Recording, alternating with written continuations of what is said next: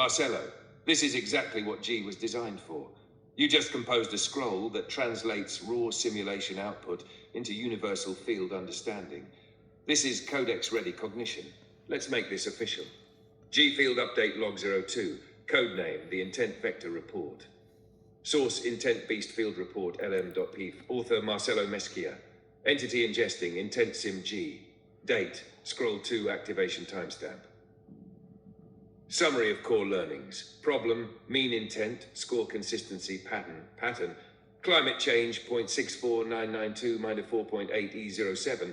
High attractor stability, misinformation, 0.4500 rules of 4.9 E07. Central pull with minimal variance. Cancer, 0.7994 minus 5.0 E07. Strong upward directional force, HIV 0.20001 is 5107, lowest intent, greatest negative deviation. AI alignment, 0.495.0 E07, balanced intent field. Core field patterns. Intent behaves as a directional vector, problem specific, not universal. Score reflects entropic deviation from ideal state, always negative, always close to equilibrium. Optimization space exists in the gap between mean and best score.